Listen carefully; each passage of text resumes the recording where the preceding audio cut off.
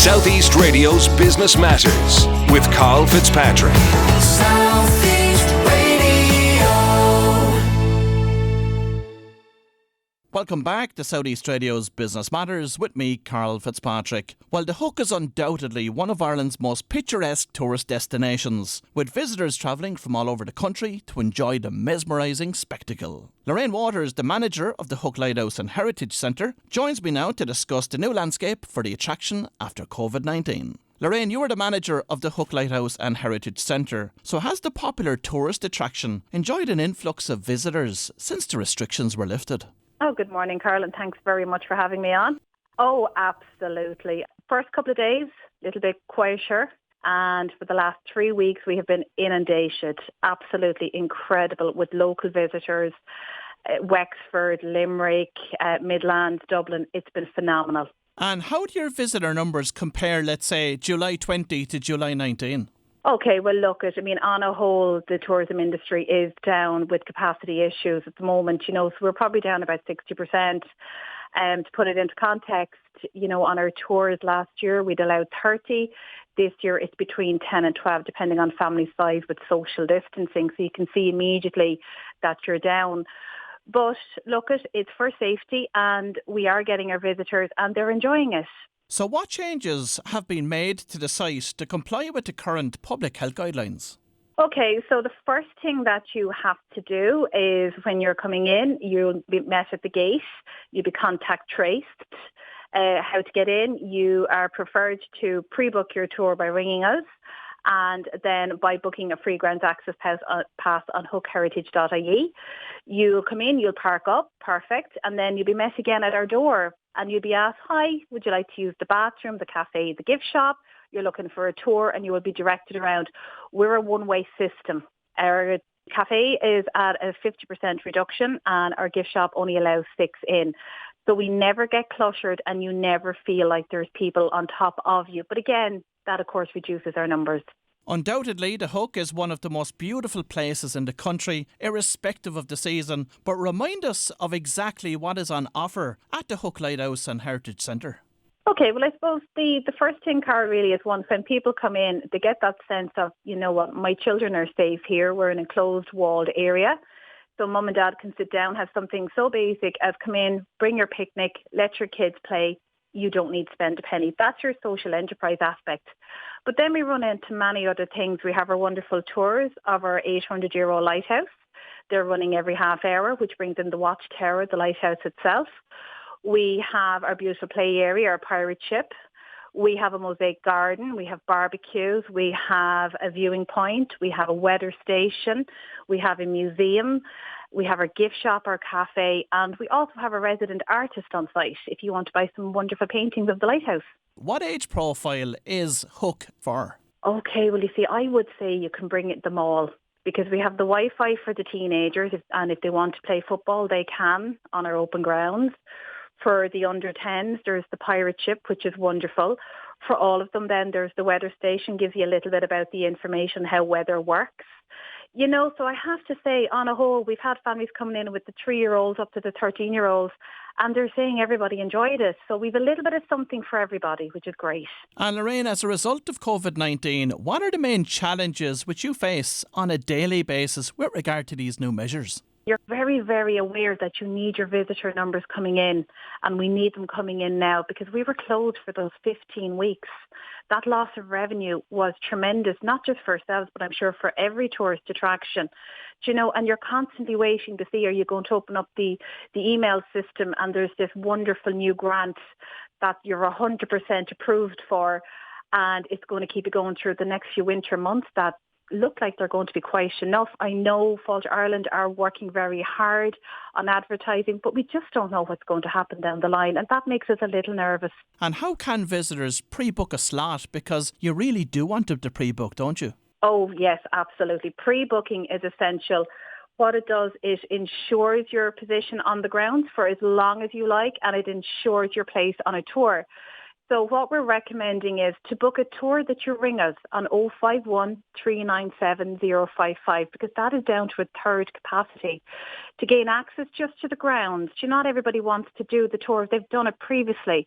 So you do that by just going in onto our website, hookheritage.ie. It will cost you absolutely nothing. It gives you a time in which you want to arrive, and you can stay all day on that.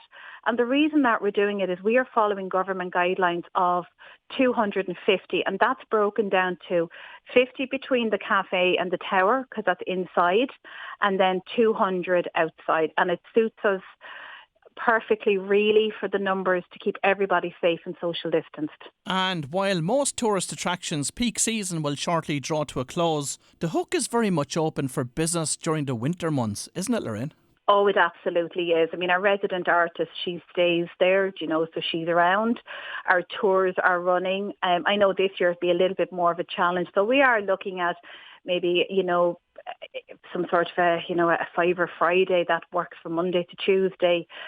We're trying to come up with some different ways of ensuring that more people come down to us. We are working closely with some of the hotels as well, so they include us in their winter breaks, so you can pick where you want to go for free, which is really wonderful. So I know, a couple of hotels have been brilliant that way.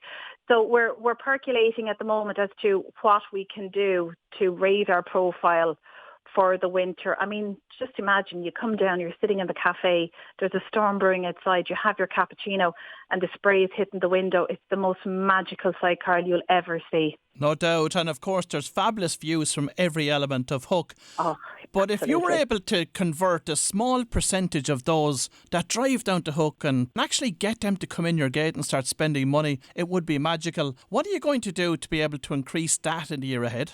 Well, it's going to be down to our advertising and our word of mouth. We're telling people more because the numbers are reduced, Karl. The other side is that we have a little bit more time to chat to people, to explain to them that we are open all year round. What I noticed now in the last couple of weeks was that people didn't realise that we did open all year round.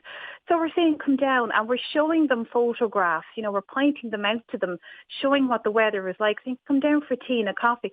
And it's quieter, it's nicer, So we're hoping that all that will work. We're hoping as well that maybe we can reintroduce our Halloween theme, scary tours, that we will be able to bring back up our sunset, sunrise tours.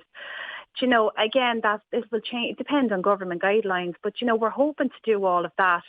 And historically, we will get, the married couples that, maybe their kids are grown, or the older couples that, don't want to be around where there's children and want to come when it's safer. So we will have that anyway. But we're still a little nervous about the winter months.